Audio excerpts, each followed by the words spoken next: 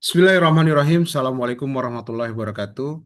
Innalhamdalillah nahmaduhu wa nasta'inuhu wa nastaghfiruh wa na'udzubillahi min syururi anfusina wa min sayyiati a'malina may yahdihillahu fala mudhillalah wa may yudhlil fala hadiyalah. Asyhadu an la ilaha illallah wahdahu la syarikalah wa asyhadu anna Muhammadan abduhu wa rasuluhu alladzi la nabiyya ba'da amma ba'd. Alhamdulillah, hari ini kita membahas tentang sistem pendidikan di Finlandia. Sebelumnya, kita membahas tentang bagaimana sistem pendidikan di negara Indonesia, Malaysia, Singapura, sampai pada negara Cina. Mereka mempunyai keunggulan dan kelemahan masing-masing dalam sistem pendidikannya. Akan tetapi, kita juga melihat bagaimana negara-negara di areal Asia ini bersaing dengan negara-negara di Eropa. Karena sebagai kiblat sebuah pendidikan, yang luas itu banyak di barat. Salah satunya adalah negara Finlandia. Finlandia telah lama diakui sebagai salah satu negara dengan sistem pendidikan terbaik di dunia. Bagaimana sebuah negara kecil di Eropa Utara ini mampu menciptakan sistem pendidikan yang menjadi model bagi negara-negara lain. Maka mari kita telusuri sebaik apa keunggulan pendidikan Finlandia dan filosofi dasar hingga bagaimana implementasinya yang dapat menginspirasi untuk kita yang ada di Indonesia. Baik, yang pertama adalah terkait tentang fondasi pendidikan di Finlandia. Fondasi pendidikan di Finlandia itu bermula atau dimulai dari anak usia dini. Bagaimana Finlandia memahami bahwasannya anak-anak dari peserta didik pada usia dini merupakan investasi yang terbaik untuk masa depan. Bagaimana membentuk karakter dan kecintaan belajar sejak usia dini, bukan melalui tekanan akademik dengan PR-PR yang ada, melainkan dengan pendekatan yang menghargai tahap perkembangan alami terhadap anak. Nah, pendidikan anak usia dini ini gratis dan berkualitas tentunya. Kenapa hal itu terjadi? Maka di negara Finlandia menyediakan layanan-layanan daycare dan prasekolah serta secara gratis untuk semua anak, memastikan tidak ada yang tertinggal sejak awal.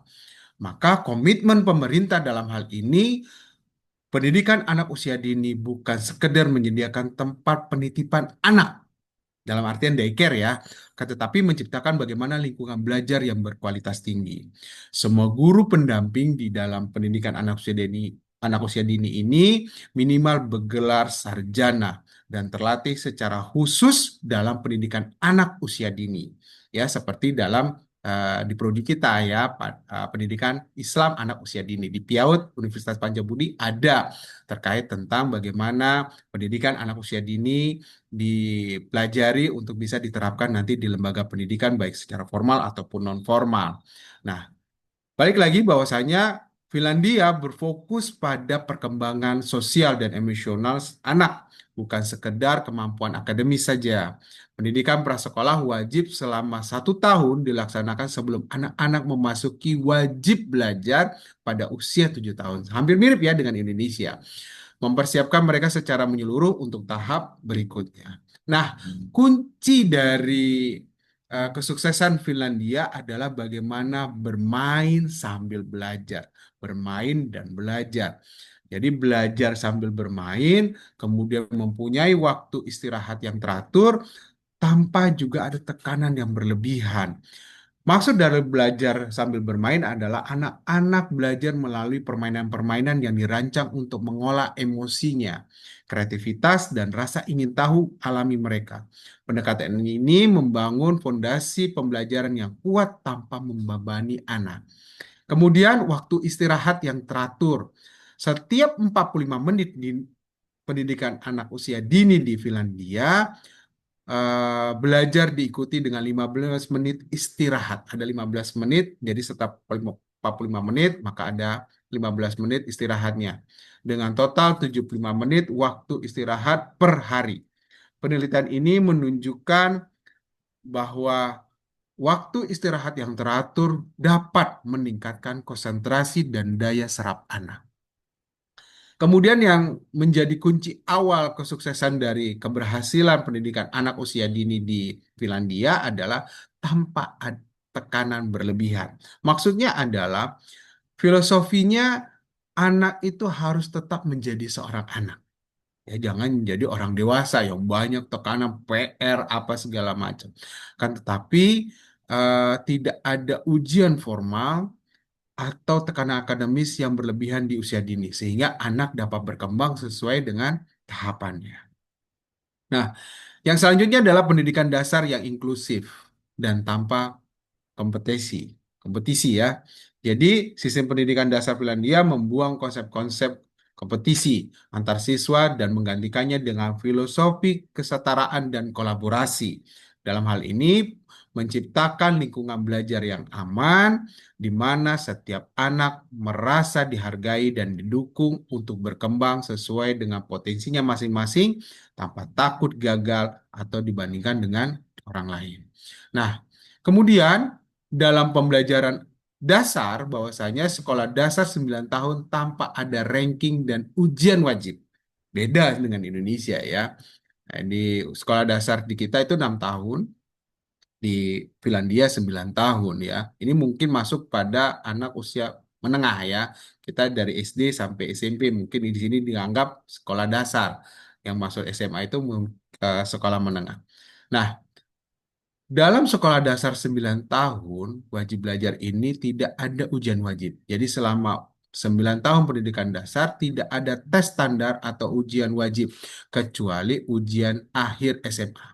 Evaluasi ini dilakukan secara formatif dan personal oleh guru. Jadi langsung. Jadi ketika ada ini, oh ada responnya, ada take and give-nya, oh ada ini, oh anak ini bisa punya perkembangan, maka dapat dinilai secara langsung ya, baik pretestnya ataupun ketika pembelajaran di dalam evaluasi, dalam monefnya, sampai pada post-testnya ya. Nah, yang kedua adalah tanpa sistem peringkat, tanpa ada ranking, ranking 1, 2, 3. Ini yang mengakibatkan akhirnya kompetisi ini menjadi tidak sehat. Ya, makanya di Finlandia itu tidak ada ranking antar siswa atau antar sekolah. Ya, semua siswa dianggap memiliki potensi yang unik yang perlu dikembangkan, bukan dibandingkan. Jadi, setiap anak mempunyai potensi yang berbeda-beda. Ada yang berbakat di sains, ya maka dia akan tinggi nilai sainsnya dibanding nilai sosial atas keseniannya. Ada yang bagus di nilai keseniannya, tapi dia jelek gitu ya dengan nilai sainsnya. Nah, ini yang apa mengakibatkan ada persaingan, ada kompetisi yang tidak sehat. Jadi kalau misalnya harus bisa semuanya, padahal setiap anak mempunyai kecerdasan intelektual yang berbeda-beda. Kemudian adalah yang ketiga, dari konsep pendidikan di Finlandia bahwasanya pendekatan personal adalah bagaimana sekolah mengenal setiap siswa secara personal. Guru berkolaborasi untuk menemukan metode pengajaran apa yang terbaik bagi setiap individu. Maka guru-guru di sini di Finlandia itu mencari, mengeksplor bagaimana strategi atau metode yang akan diajarkan kepada setiap anak dan tentunya pasti berbeda-beda. Ada yang mungkin dengan cukup dijelaskan secara ekspositori bisa bisa dipahami, tapi ada yang mungkin menggunakan auditori, apa maksudnya dengan metode strategi pembelajaran yang lain. Misalnya dengan hal apa namanya yang digabungkan ya baik secara audio atau visual atau misalnya bermain sambil bermain ya role playing dan lain sebagainya. Maka setiap guru wajib mengeksplor. Oh si anak mungkin penekanannya seperti ini maka diberikan seperti ini. Nah anak yang ini seperti ini maka berbeda-beda ya. Baik, selanjutnya adalah dukungan khusus untuk 30% siswa. Maksudnya adalah salah satu keunggulan terbesar sistem pendidikan di Finlandia adalah komitmennya untuk tidak meninggalkan siswa manapun. Hampir sepertiga dari seluruh siswa menerima bantuan khusus selama masa pendidikan dasar mereka. Menunjukkan bahwa dukungan individual bukan pengecualian, melainkan bagian integral dari sebuah sistem. Nah, di sini sama ya di Indonesia juga ada dukungan khusus ya bagi anak-anak yang mempunyai potensi, tapi juga kalau di sana tidak tidak ini ya tidak di kotak-kotakan, tapi semua anak apa namanya mendapatkan apa namanya bantuan ya bantuan khusus selama dia menempuh pendidikan tersebut. Nah, Tim pendukung yang komprehensif terdiri dari guru, psikolog, pekerja sosial, dan spesialis lainnya bekerja sama memastikan setiap anak mendapatkan dukungan yang dibutuhkan. Mereka tidak menunggu siswa yang tertinggal jauh atau intervensi dilakukan sedini mungkin. Jadi di dalam timnya itu mereka juga didukung oleh psikolog, kemudian ada pekerja sosial dan spesialis yang lainnya untuk mendukung semua di dalam proses pembelajaran. Jadi kalau misalnya makannya nanti, bagaimana sistemnya, apa semua segala macam, bagaimana kecenderungan anak terhadap belajar, nah itu sudah didukung semua, dipenuhi dalam semua lembaga pendidikan tersebut. Inilah yang menjadi salah satu keunggulan. Jadi setiap sekolah mempunyai daya dukung yang seperti itu. Kemudian pendidikan menengah dan tinggi yang fleksibel. Sistem pendidikan Finlandia mengakui bahwa tidak semua siswa memiliki jalur yang sama menuju kesuksesan. Setelah menyelesaikan pendidikan dasar, siswa diberikan kebebasan memilih jalur yang sesuai dengan minat dan bakat mereka. Fleksibilitas ini memastikan setiap individu dapat berkembang optimal di bidang yang mereka pilih. Jadi disesuaikan dengan bakat dan minat mereka. Nah, pendidikan jalur akademik dan vokasi yang dimaksud di Finlandia adalah bagaimana menekankan pada mata pelajaran akademis, persiapan untuk ujian matrikulasi nasional dan akses langsung ke universitas. Nah, adapun jalur vokasi, bagaimana eh, menawarkan pendidikan dan pelatihan kejuruan yang praktis dan langsung terhubung dengan dunia kerja. Dalam hal ini adalah pelatihan praktis di bidang spesifik, magang dan kerjasama dengan industri, bahkan 43% siswa memilih jalur ini. Karena apa namanya keterbatasan mungkin ya dari sisi finansial atau lainnya karena daya dukung yang memang minatnya di bidang vokasional. Kemudian pendidikan tinggi terbuka dan berkualitas. Di Finlandia ada dua jenis institusi dalam sistem pendidikan tinggi yang terbuka dan berkualitas. Maksudnya adalah sistem pendidikan tinggi di Finlandia ini terdiri dari universitas tradisional yang fokus pada penelitian dan teori, serta universitas ilmu terapan. Contohnya adalah eh, berorientasi pada praktik dan memiliki kebutuhan industri. Jadi industrinya apa di Finlandia itu atau secara umum mereka akan masuk pada ilmu-ilmu universitas ilmu terapan. Ya, keduanya memiliki standar kualitas yang cukup tinggi. Kemudian standar pengajar di pendidikan tinggi ya. Semua guru dan dosen di Finlandia minimal bergelar master. Jadi buat sarjana strata satu belum bisa menjadi guru di Finlandia, maka harus mengupgrade kemampuannya, kerangka berpikirnya di jenjang pasca sarjana atau program magister ya dengan banyak yang memiliki gelar doktor bahkan ya.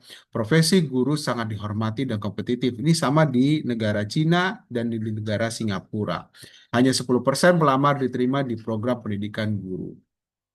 Kemudian pengakuan global, ya, pendidikan tinggi terbuka dan berkualitas ini menjadi pengakuan global bahwasanya Finlandia menempati peringkat pertama dunia. Karena itu tadi kualitas gurunya, kualitas tenaga pendidiknya, tenaga kependidikannya, sampai pada lembaga pendidikannya yang memang mempunyai kualitas, kemudian mempunyai kemampuan secara pedagogik, baik secara kognitif, afektif maupun psikomotorik dalam pendidikan.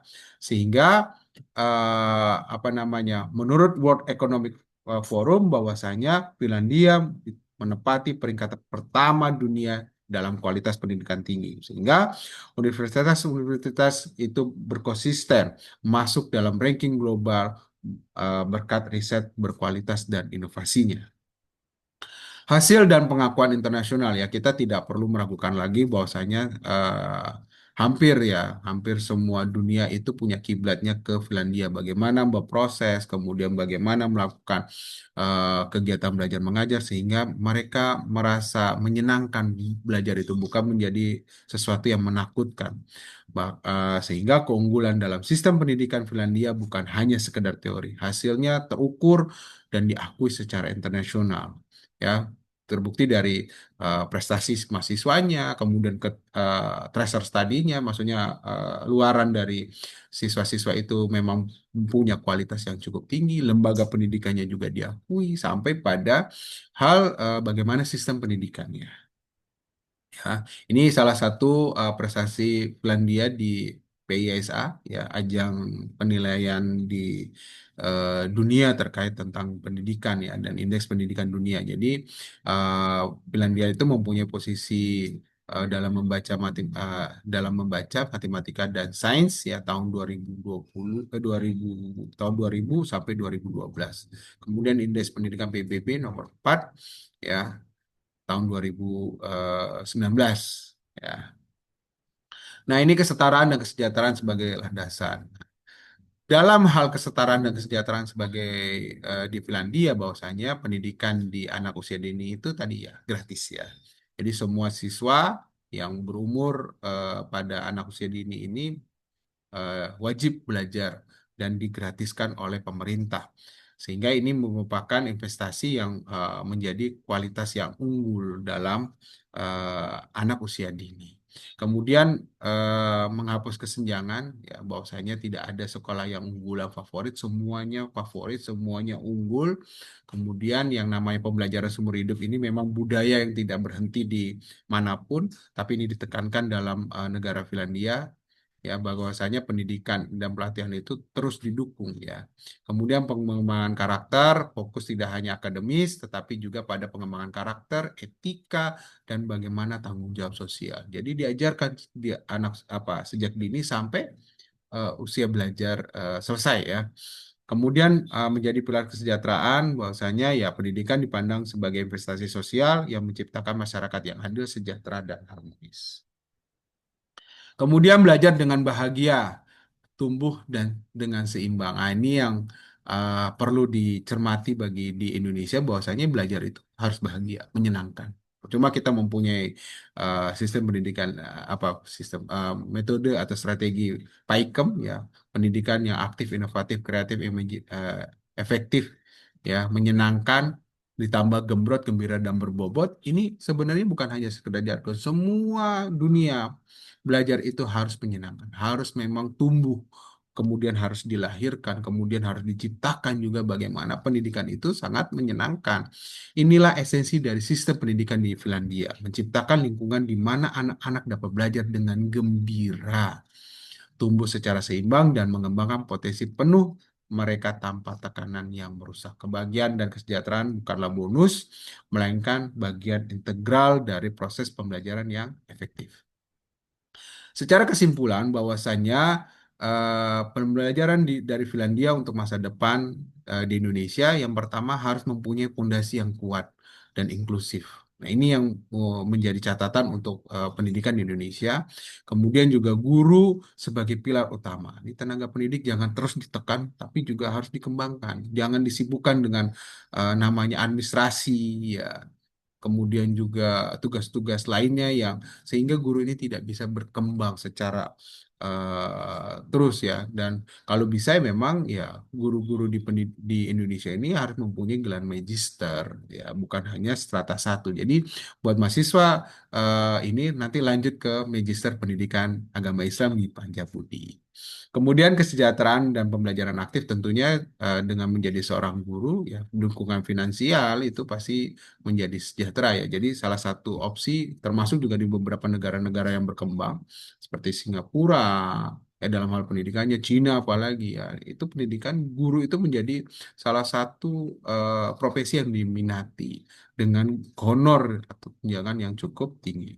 Kemudian eh, untuk di Indonesia, mari kita ambil inspirasi dari Finlandia sambil menyesuaikan dengan konteks di Indonesia. Kita tidak perlu meniru persis, tetapi dapat mengadaptasi nilai-nilai inti, yaitu bagaimana menghargai guru, mengutamakan kesetaraan, ya, tidak ada sekolah unggul apa segala macam, semuanya kita anggap unggul karena sudah memulai mengembangkan, menginovasi terkait tentang bagaimana pendidikan itu bisa tercipta di anak usia belajar, ya. Kemudian mengurangi tekanan ujian yang berlebihan, ya, tetap ada ujian tapi bukan ujian yang wah sebentar ujian ini ujian ini. Dilihat bagaimana respons dari ini. Kemudian menempatkan kesejahteraan anak di pusat sistem pendidikan kita. Nah, ini yang menjadi tolak ukur buat di Indonesia, meniru dari bagaimana Finlandia bisa menjadi negara terbaik ya di dunia dalam hal sisi pendidikan. Ya, langkah selanjutnya, catatan bagi saya adalah bagaimana transformasi pendidikan membutuhkan waktu dan komitmen yang jangka panjang, sangat panjang. Dan namanya ini investasi ya. Maka dimulai dengan dialog terbuka antara semua pemangku kepentingan, pemerintah, guru, orang tua, dan masyarakat untuk membangun visi bersama tentang masa depan pendidikan Indonesia yang jauh lebih baik. Apalagi menghadapi era digital 4.0 dan era society 5.0. Saya rasa itu pertemuan kita pada hari ini yang dalam pembahasan kita dalam mata kuliah perbandingan pendidikan yang membahas tentang pendidikan di Finlandia. Jika ada yang ingin ditanyakan, silakan ditanyakan kepada saya di grup ya, di grup WA ataupun nanti di sesi Zoom ya.